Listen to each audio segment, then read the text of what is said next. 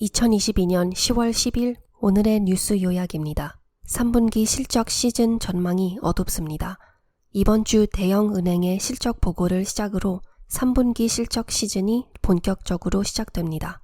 JP 모건 체이스, 시티 및 웰스 파고는 모두 금요일에 실적 발표를 할 예정이나 애널리스트들과 투자자들은 전박적인 시장 예측에 대해 긍정적인 결과를 기대하지 않고 있습니다. 팩트세트에 따르면 3분기 S&P 500 EPS 성장률은 7월에 9.8%에서 2.6%로 낮아질 것으로 예상되며 애널리스트들은 이익 예측을 340억 달러로 낮추었고 컨센서스가 맞다면 2020년 3분기 이후 최악의 분기가 될 것이라고 FT는 보도하였습니다. 투자자를 대상으로 실시한 최근 MLIV 펄스 설문조사에 따르면 60% 이상이 이번 어닝 시즌에서 S&P 500 지수가 하락할 것이라고 믿고 있으며 700명 이상의 응답자들 중에서 거액 투자자들은 자신의 수익 영향에 대해 비관적으로 보고 있습니다. 그러나 블랙록 인베스트먼트 인스티튜트는 수익 추정치가 여전히 낙관적이라고 생각한다고 하면서도 여전히 미국 주식에 대한 비중 축소 상태를 유지하고 있습니다. MKM 전략가인 마이클 덜다는 만약 내년에 경기 침체에 빠질 가능성이 매우 높아 보인다면 이익 불확실성이 주가 상승의 주요 장애물로 금리 압력을 대체할 수 있고 따라서 향후 10개월은 어려울 수 있습니다.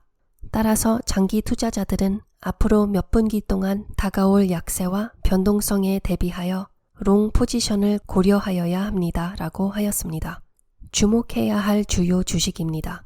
블룸버그에 따르면 MLIV 설문 응답자의 60%가 이번 어닝 시즌의 가장 중요한 회사로 애플을 꼽았으며 JP 모건이 25%, 테슬라가 6%, 마이크로소프트와 월마트가 그 뒤를 이었고 애플의 실적 결과가 시장에서 가장 중요할 것으로 보입니다.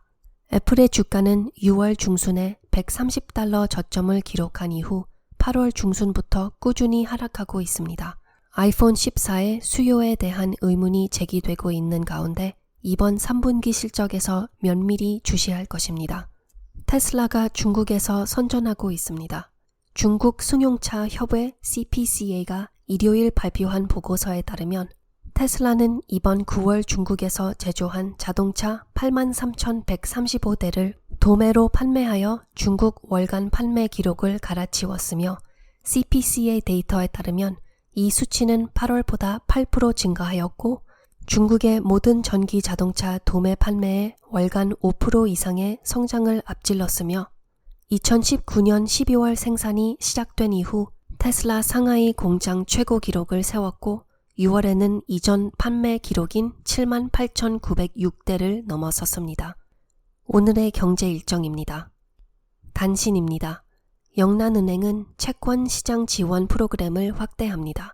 중국의 9월 승객용 NEV 도매 판매는 전년 동기 대비 87% 증가한 66만 4천 대를 기록할 것으로 예상됩니다.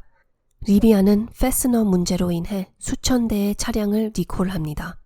보잉 737 맥스가 거의 4년 만에 중국 상공으로 돌아왔습니다. 애마존, 구글, 엔비디아는 클라우드에서 중요한 위치를 가진 기업으로 보여집니다.